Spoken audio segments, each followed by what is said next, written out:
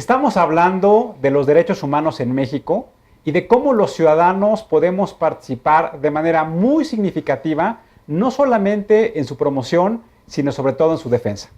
Y para ello hemos invitado a dos ciudadanos que han venido trabajando en los últimos meses de manera muy importante con diversas organizaciones de la sociedad civil, pero también junto con otros promotores de derechos humanos para hacer realidad que los derechos humanos sean parte de la vida cotidiana de todos los mexicanos. Nos acompaña Graciela Martínez. Graciela, gracias por acompañarnos. Muchas gracias por la invitación. Ella pertenece a la Comisión Mexicana de la Promoción de los Derechos Humanos, ¿es correcto el nombre? De la defensa y promoción. Defensa y promoción, se me olvidaba Sí, ese término. Es que es largo. Y por otra parte también nos acompaña Jesús Robles, que es un promotor incansable de los derechos humanos, un promotor ciudadano, y que actualmente está trabajando en articular esfuerzos de la sociedad civil a través de Enjambre Digital. Jesús, gracias por acompañarnos. Gracias, Tulio, y es un placer estar aquí.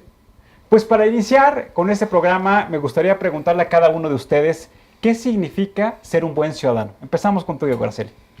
Bueno, si el tema del que hablamos el día de hoy es el tema de los derechos humanos, yo diría que los defensores y defensoras de derechos humanos son buenos ciudadanos, buenos y buenas ciudadanas.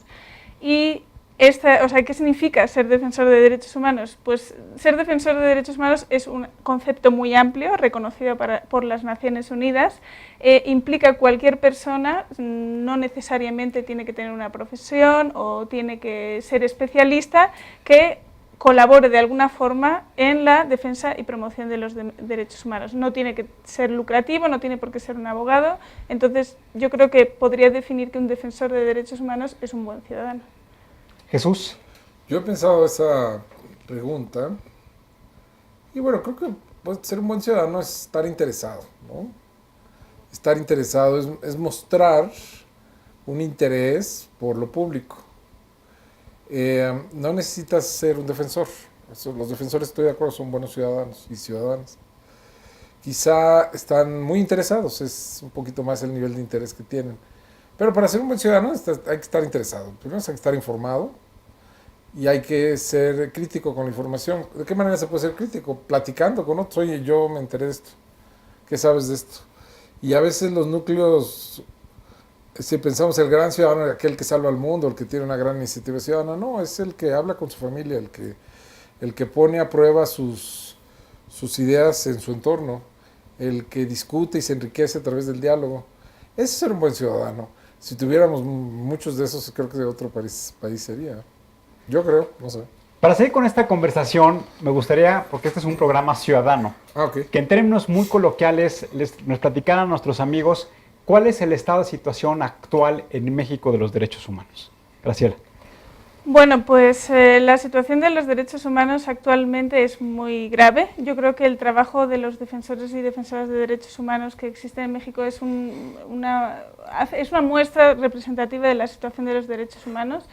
En mi labor en particular, que yo trabajo en específico dando difusión a la labor de los defensores y defensoras, nos podemos encontrar personas que están trabajando temas de género, derechos sexuales y reproductivos, derechos de la mujer, víctimas o familiares de víctimas de desaparición forzada, que es otro de los temas que trabajan los defensores y defensoras de derechos humanos.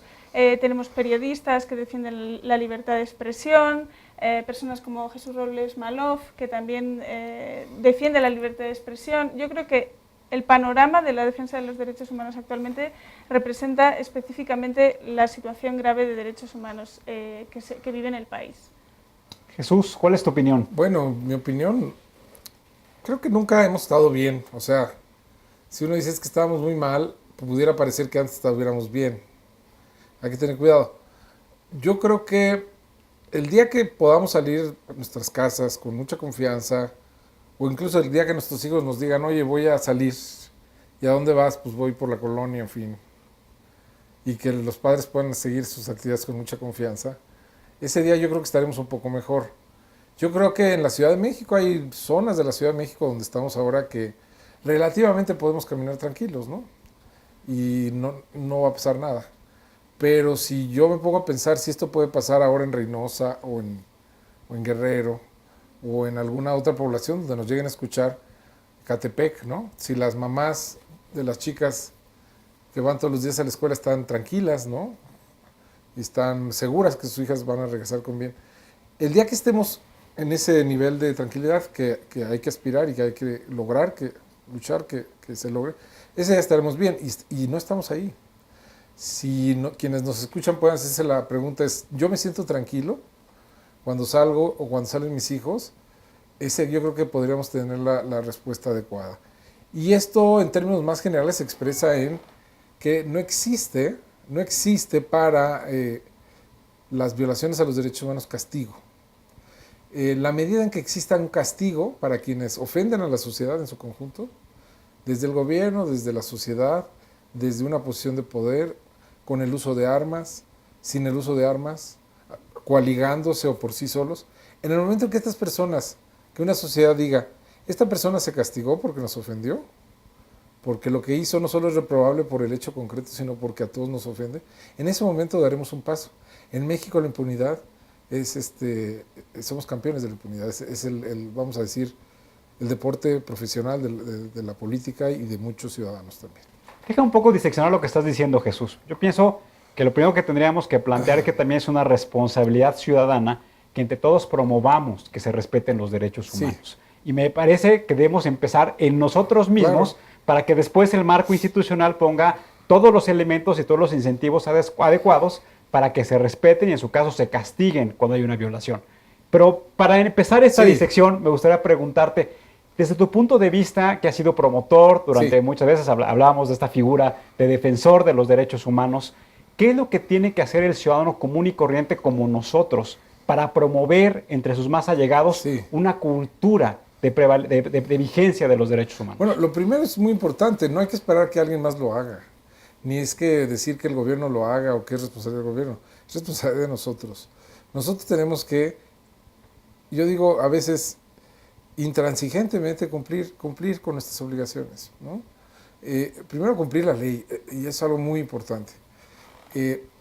Yo, ya entraremos a detalle después, o quizás si no da tiempo ya en otros espacios, yo no creo que hay que cumplir la ley siempre, ¿no? Pero siento que en términos generales el principio es que hay que cumplir la ley, y hay que pagar nuestros impuestos, y hay que respetar a los peatones, y si somos ciclistas hay que respetar a los peatones, y si somos peatones hay que respetar a otros peatones. Hay que respetar los lugares de, por ejemplo, personas con discapacidad. Esos detalles forman una cultura de respeto muy importante. Y si vamos en el metro hay que levantarnos, ¿no? Si entra un adulto mayor. Esas cosas están en nuestras manos y hay que hacerlas, sin lugar a dudas, ¿no? El CIDE, por ejemplo, y un grupo de organizaciones de la sociedad civil trabajó durante varios meses en presentar un proyecto que le llamaron Justicia Cotidiana, que un poco es lo que decía ahorita Jesús, en el sentido de que la ley es que se cumpla de manera cotidiana, que lo que haga es que privilegie que haya una sana convivencia entre todos los ciudadanos y que se respeten los derechos de todos. La pregunta es si en este proceso que se ha venido iniciando en el tema de justicia cotidiana, que tiene que ver con el respeto a los derechos de las mujeres, con el respeto a los derechos sexuales, con el respeto y la búsqueda de nuevas oportunidades para las personas y los grupos que menos tienen, como lo acabas de mencionar, si existe un capítulo y que se vislumbre un enfoque distinto para la protección de los derechos humanos. No sé qué quieras contestar, Jesús. Bueno, yo no sé si ya le estoy quitando mucho tiempo a Graciela, pero yo sí creo que hay que apoyar esas iniciativas. Hay otra iniciativa que es Ley de 3 de 3, que busca taclear la corrupción. Creo que sí, creo que vale la pena impulsar esas, vamos a decir, esas pequeñas reformas. Siempre yo digo, cuando me preguntan, oye, ¿qué caso tomas? Yo no tomo el caso que escojo los casos, son casos que te interpelan, ¿no? Y así es el cambio no es el gran cambio, voy a cambiar el mundo, no.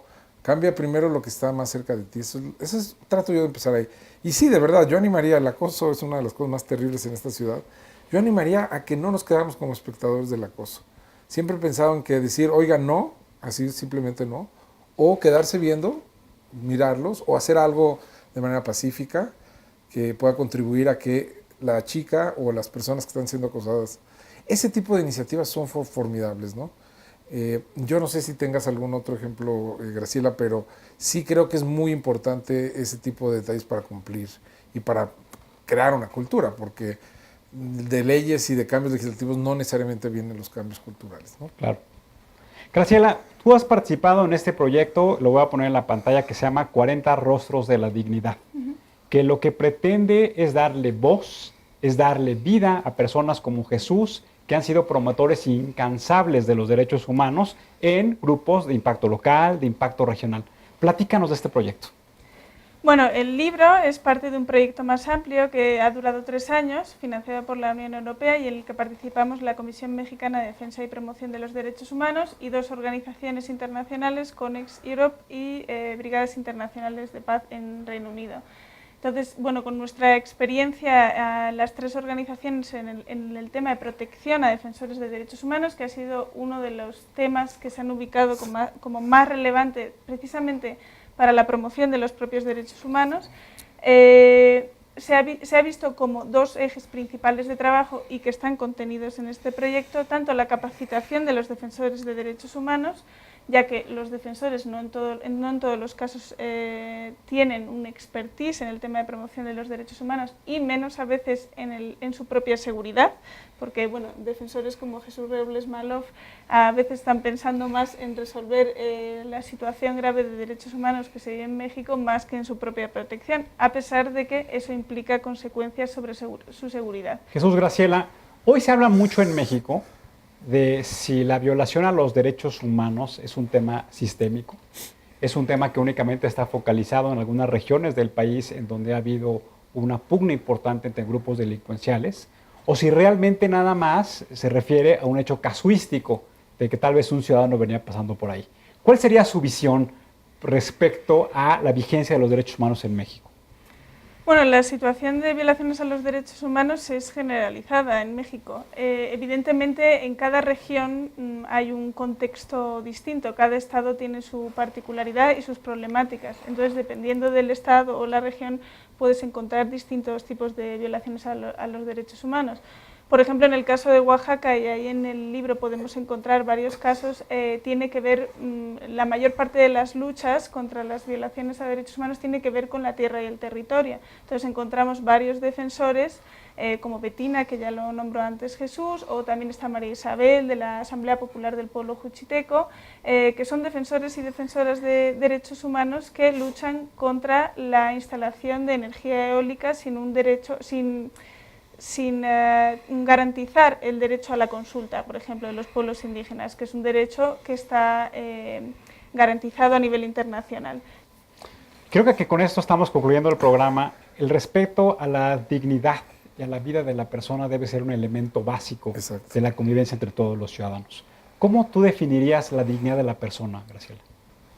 Pues la dignidad de la persona yo creo que está muy vinculada con el respeto. O sea, creo que el respeto es fundamental en el desarrollo social de cualquier país. El respeto a la persona que tienes al lado creo que te hace digno a ti y estás al mismo tiempo dignificando a la persona que tienes enfrente. Entonces yo creo que si quisiéramos definir de alguna forma la dignidad, creo que sería principalmente el respeto y en particular y más concretamente podría ser a través del respeto a los derechos humanos, ¿no? Pues muchas gracias, Graciela, muchas gracias, Jesús. Gracias por el trabajo ciudadano que realizan todos los días y gracias por las iniciativas que han venido impulsando y sobre todo por ayudarles a las personas que tienen poca esperanza, a las personas que están en condiciones de marginación, en condiciones de pobreza, que no tienen el entendimiento claro de cómo poder acceder a los sistemas de justicia y que desafortunadamente son producto de la impunidad, son producto de la corrupción y son producto de los abusos que hay en nuestro país. Gracias por su trabajo, ciudadano. Muchas gracias. Gracias a ustedes. Con esto terminamos el día de hoy. Quisiéramos quedarnos con la idea que nos acaba de mencionar tanto Graciela como Jesús, que la dignidad de la persona debe ser uno de los elementos básicos en el cual debemos trabajar todos los ciudadanos. Yo que comparto con Jesús de que no hay dolor más grande que una familia no pueda acceder a un sistema de justicia que, como su nombre lo dice, sea justo.